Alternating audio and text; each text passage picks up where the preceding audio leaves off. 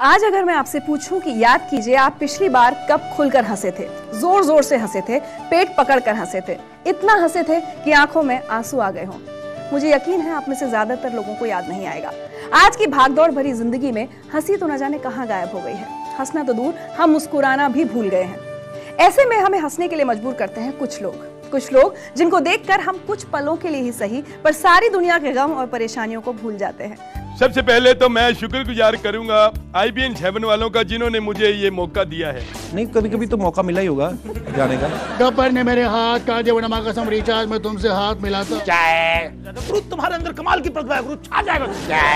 नहीं, उसने ज्यादा फुटेज ले ली, ऐसी कोई बात नहीं। बेटी रीचा, बेटी आपके फादर ही गड्ढे पे क्यों चढ़ा रहे हो? उसको ले जाओ यार, इधर बजट एक ही अर्थी का।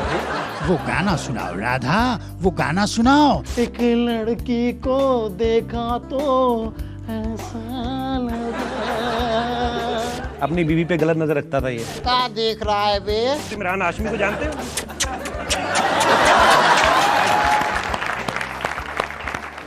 इन्हें देखकर मेरे मन में हमेशा एक सवाल आता था, क्या हमारी जिंदगी में हंसी के ठहाके लाने वालों की अपनी जिंदगी हमेशा यूं ही बेफिक्र रहती है? क्या ये खुद भी हमेशा यूं ही हंसते रहते हैं? हमारा तनाव दूर करने वालों को क्या कभी तनाव नहीं होता? बहुत सारे सवाल हैं मेरे मन में इन कॉमेडियंस को लेकर। जवाब आज हमें यही देंगे अपने खास अंदाज में।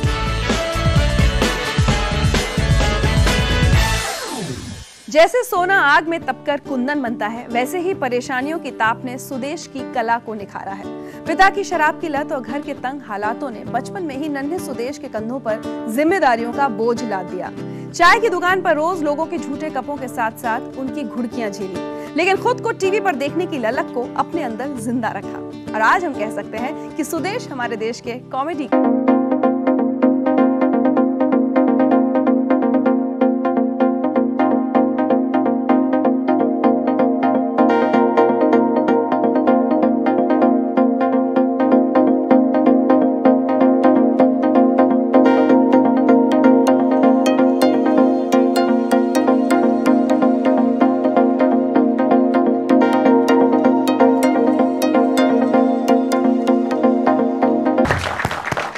दोस्तों, थैंक यू। आपने मेरा डांस पसंद किया। मैं कभी सोच भी नहीं सकता था कि मैं प्रभु देवा से आगे निकल जाऊंगा। आपने मेरी रेडी फिल्म देखी, आपने पसंद की, बहुत बहुत शुक्रिया। अगर कोई गलती हो गई हो तो माफ कर देना सलमान खान को। नहीं, मैं तो ठीक ही करता हूँ। बिल्कुल आप ठीक करते हैं, इसीलिए आज आप जिंदगी लाइव में हैं। बहुत बहुत स्वागत है आपका जिंदगी लाइव में। चलिए तो आपके बचपन से बात शुरू करते हैं। ठीक है जी। कहाँ जन्म हुआ आपका, कैसा परिवार था? जन्म क्या बताएं, मुझे तो पता ही नहीं चला हुआ कि नहीं। बस एक तो बचपन में जन्म हो गया, ये बड़ी प्रॉब्लम हुई। मजाक ना उड़ाओ। मतलब जब होश आई तो बस चाय वाली दुकानों पे ही अपने आप को देखा। मेरा जन्म जलंधर में हुआ था, फिर बाद में हम अमृतसर आ गए। बचपन में बहुत धक्के खाए, जो भी मेहनत की, तो उसके बाद फिर गोल्ड का काम सीख लिया मैंने अपने पापा से। काम तो गोल्ड का करते थे, पर जो वो पैसा कमाते थे उस वक्त 100-200 रुपया, उनको नशे इतने थे, वो सारा पैसा तो खर्च हो जाता था। तो खर्चे चलते नहीं थे। चप्पल एक होती थी, कभी मेरी बहन पहन के गई है तो वो जब आएगी तो फिर हम पहनेंगे, अगर मैं पहन के गया हूँ तो वो आएगा। तो ऐसा था हमारा माहौल। खाने का भी कभी कभी तो ऐसा होता था, भी रोटी जो है वो तो चलो कैसे भी आ गई, अब सब्जी नहीं है तो पानी में नमक डाल के ऐसे खाते थे हम लोग। मैं स्कूल नहीं गया अपनी लाइफ में, एक जमात भी नहीं पढ़ा। क्या बात कर रहे हैं जी। जब मैं देखता था ना लोगों को, बच्चों को स्कूल जाते थे, मेरा भी दिल करता था मैं भी जाऊं, लेकिन हमारे पास फीस ही नहीं होती थी देने के लिए। 1 रुपया मिलता था मेरे को, चाय वाली दुकान पे लगा दिया घर वालों ने, मजबूरी। मतलब इतने दुख देखे हैं कि परमात्मा इतने दुख किसी को दिखाए ना, किसी दुश्मन को भी ना दिखाए। तो देखिए कुछ सुनवाते हैं आपको। हमारे घर के हालात जैसे खराब थे, तो घर पे रोटी नहीं है, कुछ भी नहीं है, तो हमारे पापा ना हमें भेजते थे। सामने घर पे था कोई, तो कहते थे मणि जा उनसे ना पैसे लेके आ। 50 रुपए लेके आ। तो अगर मैं 2 बार चला जाता था, तीसरी बार मुझे जाते शर्म आती थी। फिर हमने ना आपस में, मेरी सिस्टर है शिखा, हम दोनों ने सलाह कर ली कि 2 बार तू जाएगा, 2 बार मैं जाया करूंगा। एक दिन आया ऐसा कि हम सारा दिन भूखे रहे, तो पापा को सामने घर पे इनवाइट किया कि हमारे घर पे कोई आया है। तो जब पापा उनके घर गए तो सामान रखा, कुछ काजू बादाम ऐसा कुछ रखा। तो कहते हाँ जी भैया लीजिए आप। तो पापा ने उठाया, 3-4 बादाम उठाए और वहाँ से उठ के चल दिए, घर आए। तो वो बादाम पापा ने खुद नहीं खाए, तब तक बातों बातों में मुट्ठी में दबा के रखे हुए हैं कि मैं घर जाऊंगा, अपने बच्चों को खिलाऊंगा। ये ਤੁਹਾਨੂੰ याद है ਜਦੋਂ बेटा बीमार हैगा सी, ਜਦੋਂ ਤੁਹਾਡੇ ਕੋਲ ਪੈਸਾ ਨਹੀਂ ਸੀਗਾ ਤੇ ਪੈਸੇ ਮੰਗਣਗੇ, ਪੈਸੇ ਨਹੀਂ ਮਿਲੇ, तो ਤੁਸੀਂ ਫਿਰ ਕੀ ਕੀਤਾ? ਜਾ ਕੇ ਆਪਣੀ ਘੜੀ ਤੁਸੀਂ ਗਹਿਣੇ ਪਾ ਕੇ ਆਏ, ਜਾ ਕੇ ਪਤਾ ਨਹੀਂ ਵੇਚ ਕੇ ਆਏ ਜੀ, ਗਹਿਣੇ ਪਾ ਕੇ ਆਏ ਤੁਸੀਂ ਜਾ ਕੇ। ਫਿਰ ਜਾ ਕੇ ਰਾਤੀ 10-11 ਵਜੇ ਇਹਦੇ ਜਾ ਕੇ ਨਾ ਦਵਾਈ ਵਗੈਰਾ ਲਿਆਂਦੀ, ਫਿਰ ਘੜੀ ਵੇਚ ਕੇ ਤੇ ਫਿਰ ਬੱਚਾ ਇਲਾਜ ਕਰਾਇਆ। ਤੇ ਇੰਨੇ ਹਾਲਾਤ ਦੇਖੇ ਮਾੜੇ।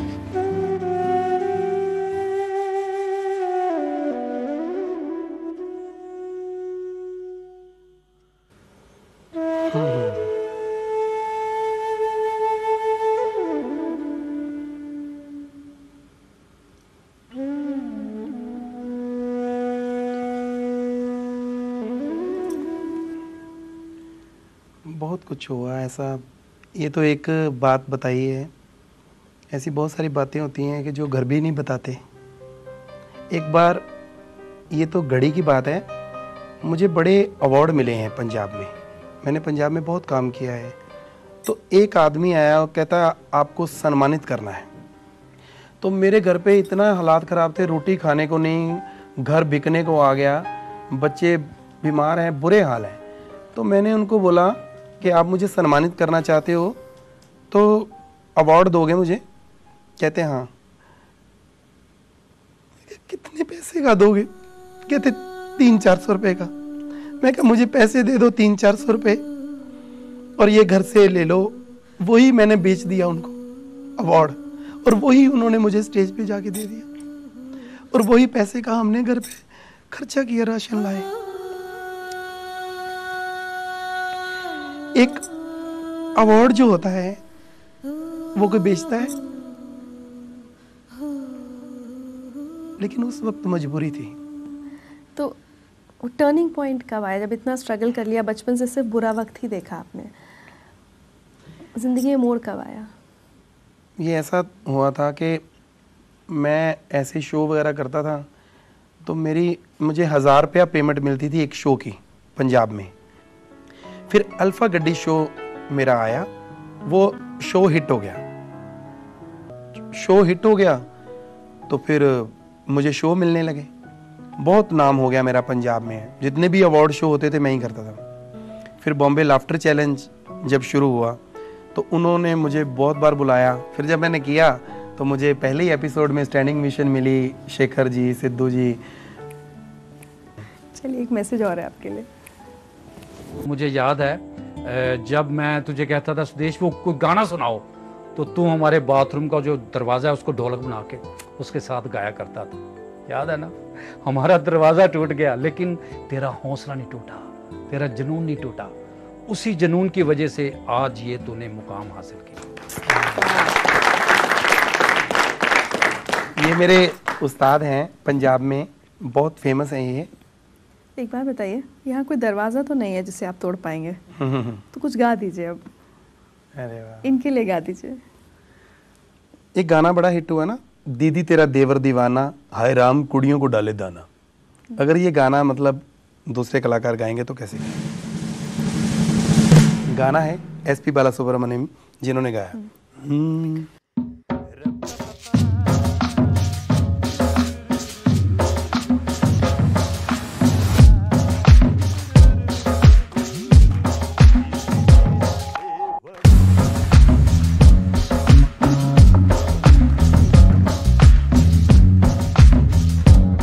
गुरदास मान जी गाएंगे, अगर यहाँ पे गुरदास मान जी आ जाए। जो ने माने जी गुरदास मान नु मान बख्शिया, बहुत बहुत शुक्रिया। पहली बारी गीत लग गया पेश करन पंजाबी दा। ओ दी दी तेरा देवर, ओ दी दी तेरा देवर, ओ दीदी तेरा देवर देवर चंगी नहीं ऐदे तेवर कुड़ियां दे पिछे जांदा उन्हां नूं दाणे पांदा पैंदे ने जिथों छितर उथों हो जावे तितर लगदा है पूरा बंदर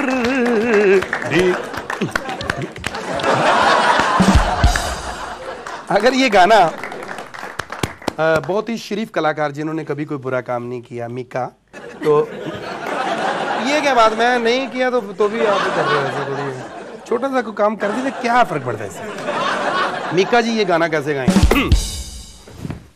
थैंक यू दोस्तों थैंक यू तालियां बजाओ तालियां मीका है बहुत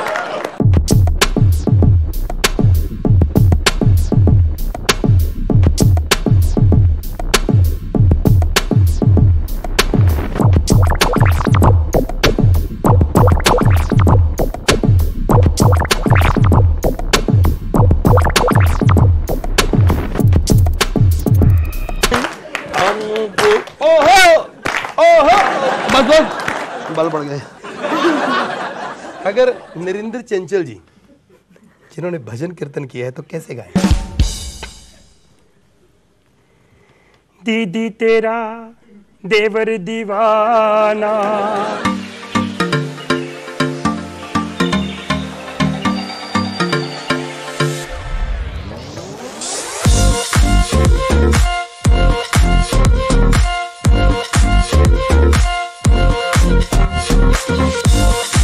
तेरे लिए वो झंडू बम हुई तेरे लिए मुन्नी बदनाम हुई तेरे लिए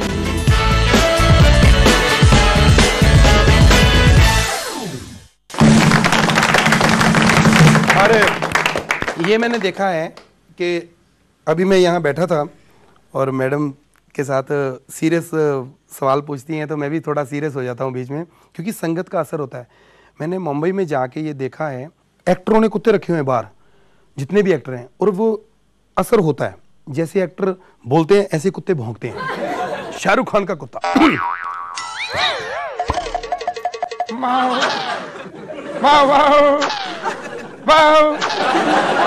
पता नहीं चलता कुत्ता है कि बकरी। हमारे शक्ति कपूर का wow wow wow wow wow wow सबसे अच्छा कुत्ता लगा मेरे को सबसे अच्छा कुत्ता है संजीव कुमार का। क्या वेरिएशन है उसमें। वाओ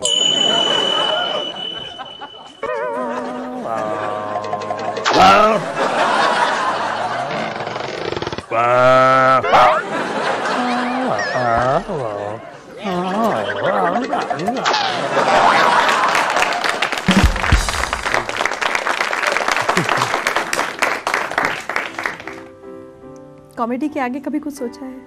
हाँ जी अभी जैसे रेडी में मुझे डायरेक्टर अनीस बज़मी जी ने जब मुझे बुलाया तो मेरे को तो यकीन ही नहीं हुआ। रेडी फिल्म में मेरा एक सीन था कोई और सीन के लिए बुलाया था। अच्छा। तो मैंने कहा भी ठीक है सर मैं करूँगा।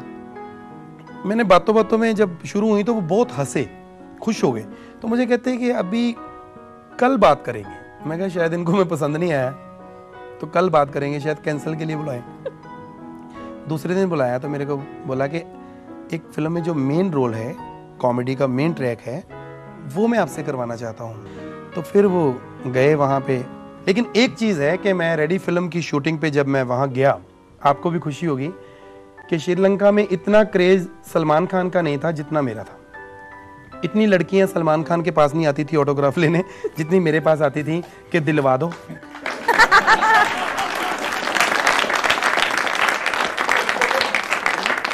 डायरेक्ट उनको थोड़ा डर लगता था ना लेकिन मैं भी बच्चन साहब की मिमिक्री भी नहीं करते। जो कॉमेडी का जो शौक है मुझे उनको देख के ही हुआ था। हाँ उनके कई स्टाइल हैं। अगर वो ऐसे दीनानाथ चौहान एक ही हो गया। अरे नहीं नहीं खबर भैया सभी कभी हुआ है कि आप बुलाए और हम ना आए ऐसा कभी हो सकता है मियाँ। ये एक अलग स्टाइल हो गया। अरे नहीं नहीं आपके शो में पहली बार आए हैं अगर आपने कोई सवाल पूछा अरे भाई आप भी पूछ सकते हो भाई लोगों। कभी कभी ऐसा होता है कि सुनने वाले कोई और तरीके के होते हैं उनकी सोच और होती है तो कलाकार वहाँ कोई और तरीके के पहुँच जाते हैं तो प्रॉब्लम हो जाती है।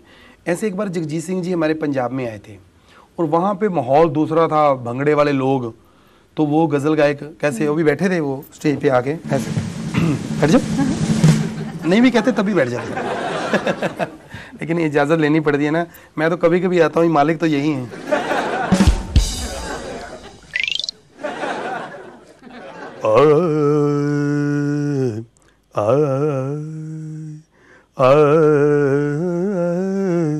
नीचे से ओ आ तो गया, कितना आए और शुरू करो शुरू। आराम से, मैं ऐसे बर्दाश्त नहीं करता, आराम से सुनो।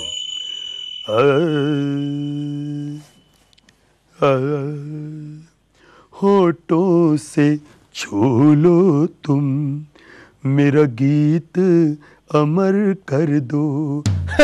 आपके खुद होठ नहीं छू रहे आपस में तो क्या करते। और महाराज कोई और सुनाओ। उधर से दूसरे माल। ओ शर्म करो, ऐसे करते हैं? जगजीत सिंह जी गजल गायक है, आराम से। जगजीत सिंह जी आप मेरी मर्जी की गजल सुनाओ। गड्ढे तना चढ़ दी, गडीरे तना चढ़ दी, बोलो तारा रारा। शुरू। और परेशान। गड्ढे पे क्यों चढ़ा रहे हो, गड्ढे पे क्यों चढ़ा रहे हो, इस उम्र में तारा रारा करा रहा। और चलो छोड़ो छोड़ो, ये बेवकूफ है। ऐसा करिए, फैमिली बैठी है, आप भजन सुना दो। हाँ यही तो मैं चाहता हूँ, कोई अच्छा सा भजन। कौन सा सुनाऊं? मुन्नी बदनाम हुई डार्लिंग तेरे लिए। हाँ। मुन्नी बदनाम हुई तेरे लिए, वो झंडू बाम हुई तेरे लिए, मुन्नी बदनाम हुई तेरे लिए। एक बंदा और आया, वो क्या कर रहे हो? शर्म नहीं आती तुम लोगों को? जगजीत सिंह जी गजल गायक, ये क्या कर रहे हो तुम लोग? हटो आराम से। जगजीत सिंह जी अगर इनसे गलती होगी मैं माफी मांगता हूं। आप ऐसा करिए, एक बड़क मार दो। वो क्या होती है? वो बड़क बुरा करो। गजल गायक बड़क डुबा डुबा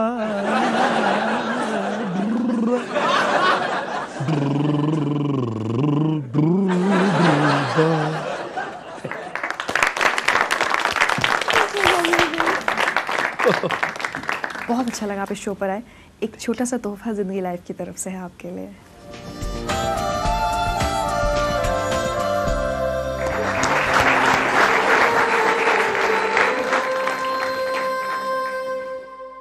आपकी पत्नी ने जो इंसिडेंट सुनाया था वो दिल को बहुत छू गया था। हम जानते हैं हम आपको आज उतनी बड़ी गिफ्ट नहीं दे सकते जितना आज आप खुद खरीद सकते हैं। अरे ये तो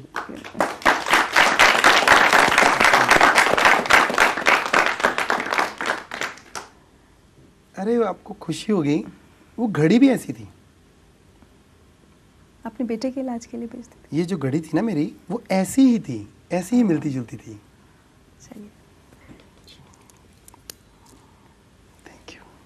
इट्स आवर प्लेजर। हमारी माँ हमारे कब्जे में है। अगर अपनी माँ की जिंदगी चाहते हो तो हमारे बॉस को छोड़ दो। हीरो ने पिस्टल फेंक दी कि अगर उसके हाथ में पिस्टल तेरे हाथ में झुंझुना तू भी चला। मतलब तेरी माँ की खोपड़ी खोपड़ी, विलन की खोपड़ी खोपड़ी, तू भी उड़ा।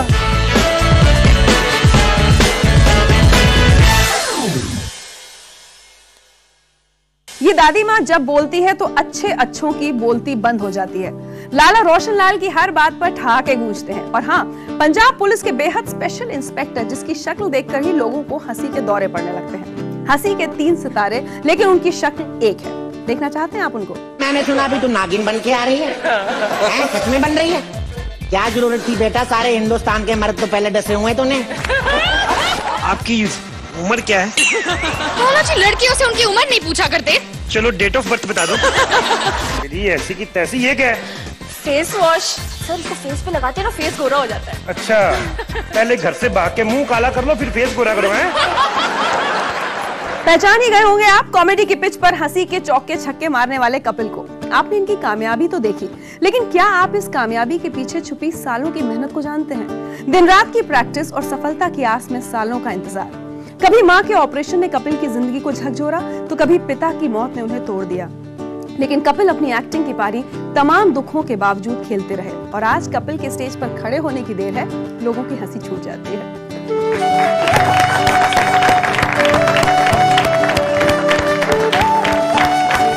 कपिल, बहुत बहुत स्वागत है जिंदगी लाइव। आप तो कुछ स्टाइल से नहीं आने वाले थे, रैंप वॉक आपका कुछ अलग होने वाला था। लेकिन मैंने बिकनी ऑर्डर की थी, उन्होंने मंगवाई नहीं, मैं यूं करके आने वाला था। बैठ जाऊँ? हाँ बैठिए।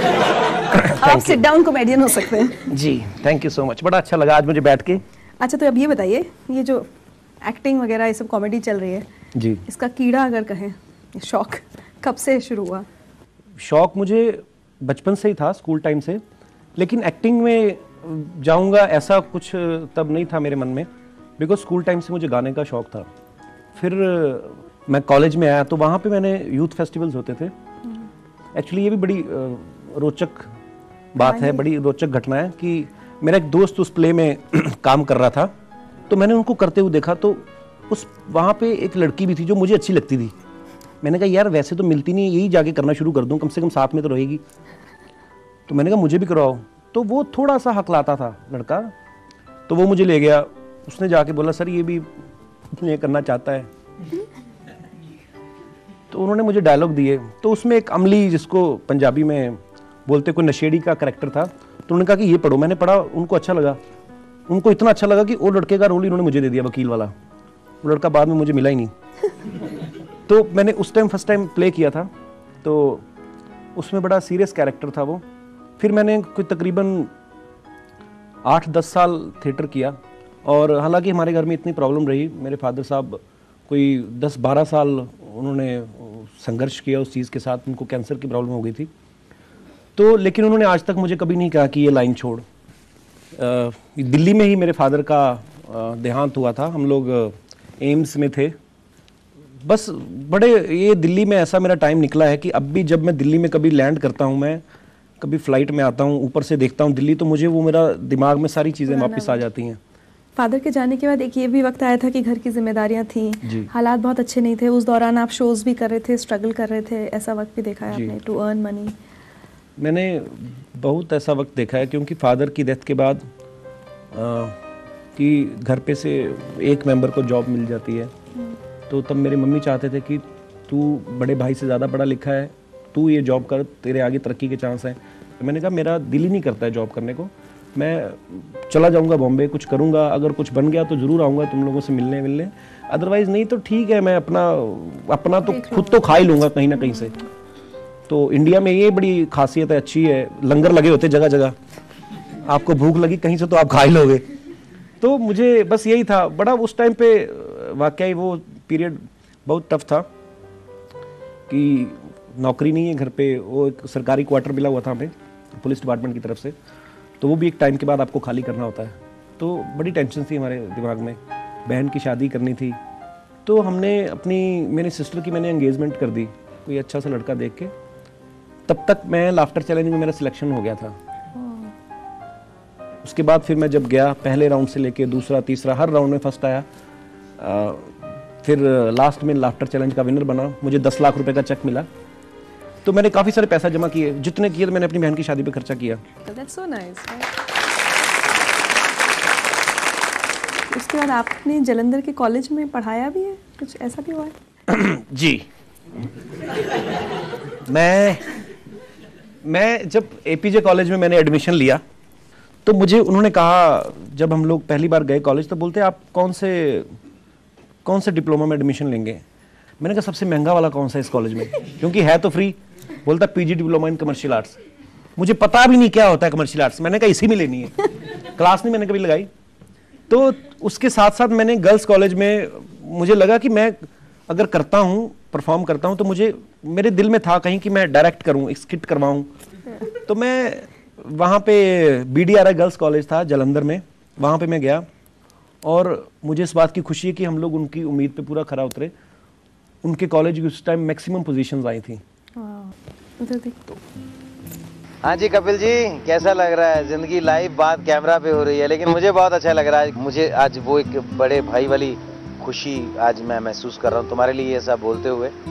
जब एक बार थोड़ा सा डिसहार्टन हो गया लाफ्टर चैलेंज में, जब एंट्री के लिए ऑडिशन देने के लिए गए, पहली बार आप तो बात नहीं बनी।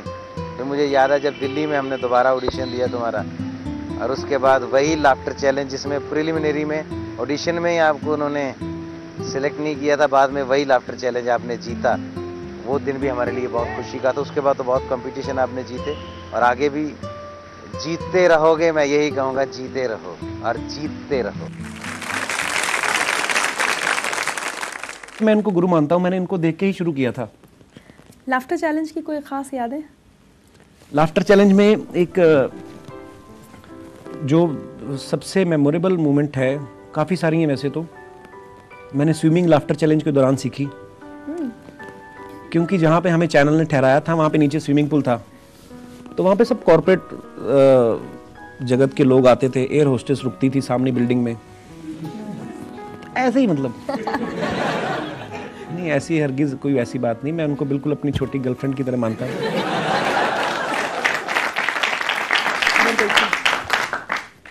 हाय Kapil, hope everything is good with you. मुझे अभी भी याद है कि लाफ्टर चैलेंज 4 के दौरान हमने एक एक्ट किया था जहाँ you were really helping me a lot with my Hindi and helping me get the joke right. All this while I used to host the show, but I think for the first time we did an act together. और मुझे याद है कि आप कहते थे कि परी हो जाएगा, परी don't worry, everything will be fine, you will do a good job. And I think the encouragement you gave me was just superb, and I want to thank you for that, Kapil. You were a great performer, a wonderful human being. That's what I really want to say, that you created a good impact on not just the audience but even as a host. I thought you were a wonderful friend, and I want to say that I'm sure you'll reach great heights in life. So sweet.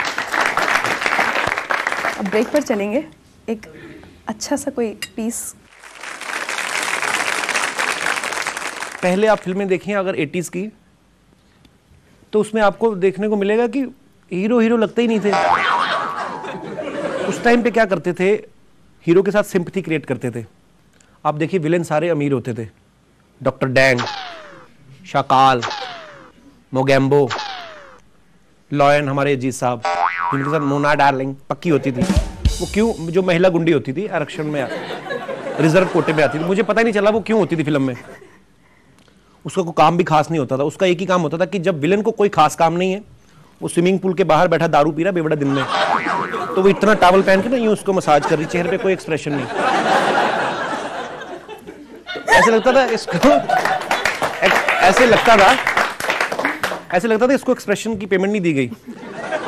उस time पे villain अमीर होते थे, hero गरीब होते थे। एक तो हीरो गरीब बेचारा, ऊपर से मां आंधी, लास्ट में मंदिर में जाके ठीक होती। एक तो मां आंधी, ऊपर से जवान बहन की शादी की जिम्मेदारी, सारी चिंताएं उसी को थी। कानी आंखों वाला गुंडा जरूर होता था, उसका फिल्म में कोई काम नहीं होता था। उसका सिर्फ एक ही काम था कि जब हीरो ज्यादा हीरो बने विलन के सामने, तो विलन ने चुटकी बजाता था, वो आके, उसको एक ही काम था हीरो को सरिया टेढ़ा करके दिखाना।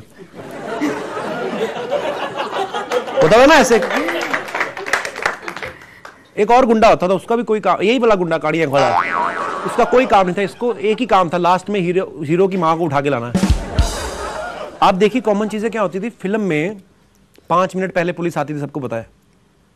उसके पहले क्या होता था, सारी बाजी हीरो के हाथ में, हीरो ने कनपट्टी में लगाई हुई पिस्टल विलन के, एन मौके पे लो लेवल का गुंडा आ जाता था, है ना, आता था, ठहरो, तुम्हारी माँ हमारे कब्जे में है, अगर अपनी माँ की जिंदगी चाहते हो तो हमारे बॉस को छोड़ दो। हीरो ने पिस्टल फेंक दी कि अगर उसके हाथ में पिस्टल, तेरे हाथ में झुंझुना, तू भी चला। मतलब तेरी माँ की खोपड़ी खोपड़ी, विलन की खोपड़ी खोपड़ी, तू भी उड़ा। और माँ हिंदी फिल्मों में होती इसलिए थी कि अपने बच्चे को फंसा सके, कि तुझे पता है तेरे बेटे की दुश्मनी चल रही विलन के साथ, तुझे कहीं भी उठाने आ सकते, तू क्यों घूम रही साड़ी पहन के उधर, तू 2-4 दिन इधर उधर हो जा। उधर ही घूम रही थी साड़ी पहन के, अगले ने उठा ली। छोटी छोटी बातें हैं, बस हंसते रहिए, मुस्कुराते रहिए। एक ब्रेक ले ले, छोटा सा ले लो ब्रेक, हमसे नहीं आता ना प्रोग्राम। चैन से सोना है तो जाग जाइए। मेरे को वो बड़े अच्छे लगते हैं। यहाँ पे फोटो दिखाएंगे, ध्यान से देखिए चेहरा, हो सकता है ये कातिल आपके घर में हो।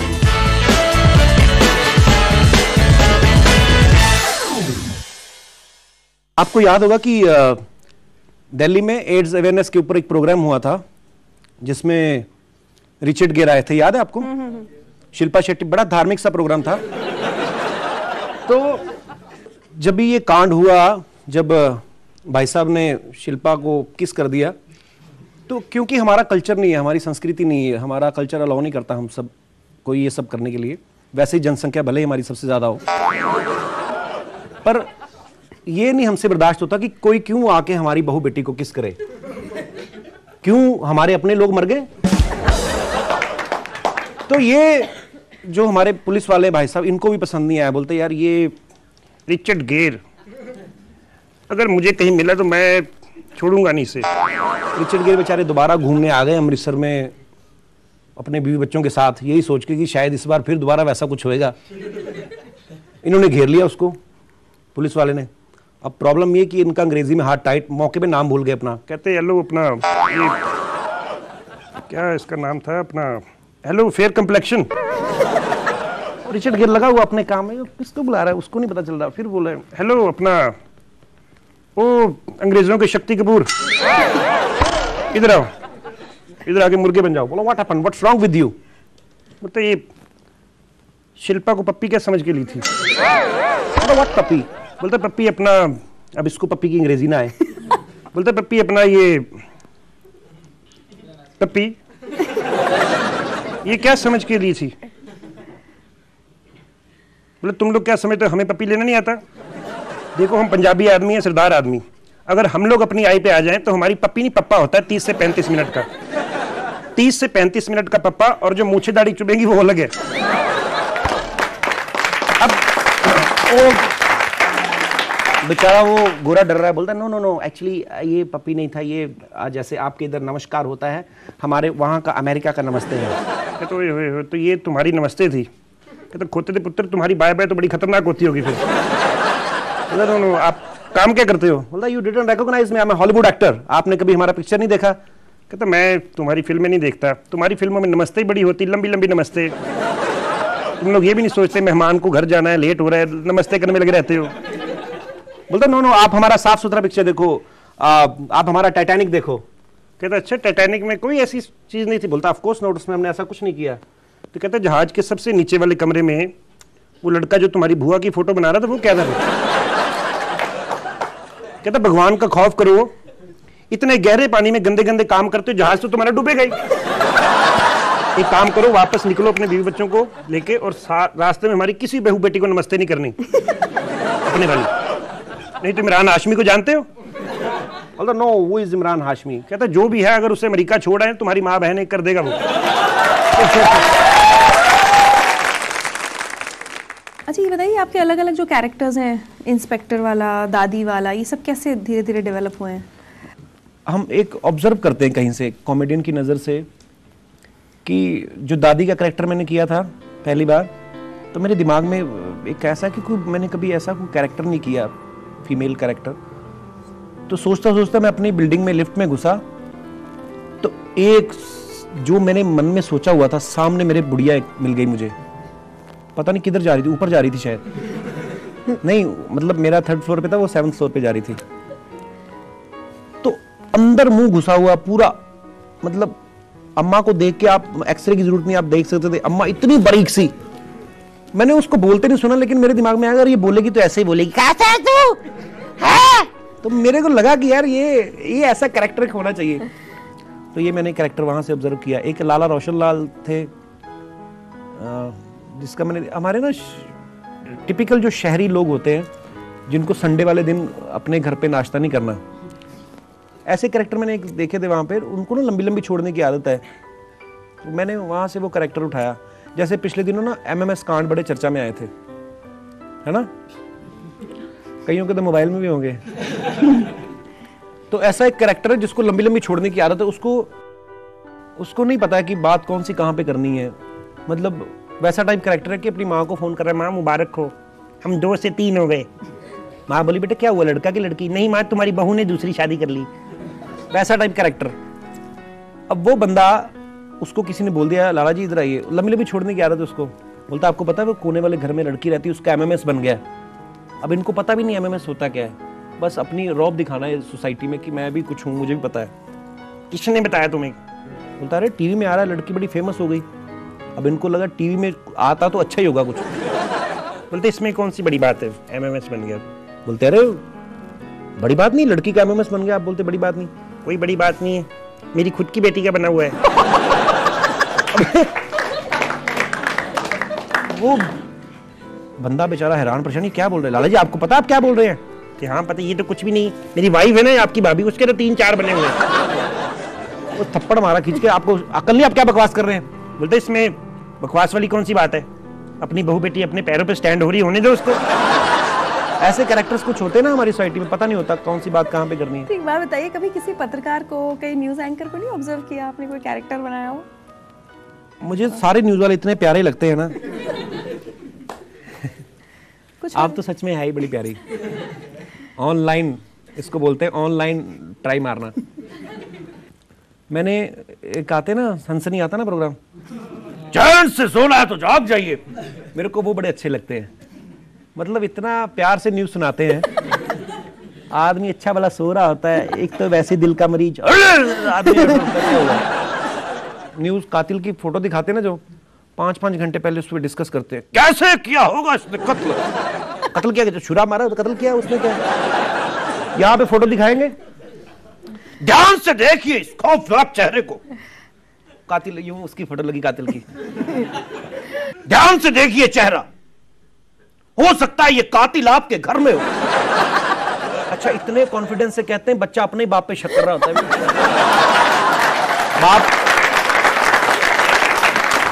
बाप ब्रश कर रहा है ना, ब्रश कर रहा है बाप, उसको लग रहा है ब्रश नहीं कर रहा है, दांत तीखे कर रहा है, शाम को मम्मी गले में मारेगा ये। अब आगे क्या प्लान्स है, और कोई कैरेक्टर आने वाला है? आगे लाफ्टर चैलेंज के बाद मैंने कसम खाई थी, भैया इतना स्ट्रेस है, कंपटीशन मैं नहीं करूंगा कभी। तो कॉमेडी सर्कस एक हिट शो है, उन्होंने मुझे अप्रोच किया। मैंने कॉमेडी सर्कस पिछले 4 सीजन से जुड़ा हूँ, चारों के चारों में विनर बनाया आप सबने। तो वो फिर चीज़ें, थैंक यू, तो वो फिर अंदर से चीज़ें निकलती रहती हैं कुछ ना कुछ। अभी मैंने रिसेंटली एक कैरेक्टर बनाया था कि हमने एक एक्ट किया कि लैला मजनू को पत्थर मार रहा है, लैला आई वहाँ पे, तो वो आके डांस करती है उसके आगे, कोई पत्थर से ना मारे मेरे दिल, पूरा लैला वाला कॉस्ट्यूम। तो उसको भी लगता है, तो वो भड़क जाती है, बोलती है मारो इसी के, मारो कमीने के। बोलता क्या बात कर रही हो लैला? कहती तेरे तू है इसी लायक, कमीने जब आऊं देखो पत्थर खा रहा होता है, मेरे को पता है तू मजनू का कुत्ता है, जब देखो पत्थर खा रहा होता है। तो बोलती मैं तुम्हें अपनी शादी का कार्ड देने आई हूँ, ध्यान से देख लो, आना मत, शगुन डालते नहीं पनीर खाने आ जाते हैं टुच्चे। कपिल, बहुत मजा आया आपसे बातचीत करके। एक गिफ्ट है, लेकिन वो कपिल के लिए नहीं है, वो शमशेर सिंह के लिए है।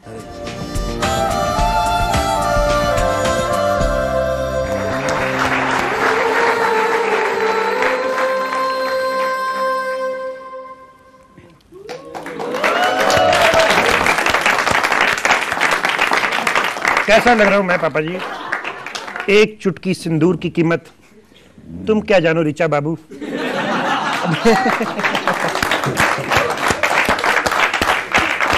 तो आंसू के साथ मुस्कान, जिंदगी लाइव में ये हंसी के ठहाके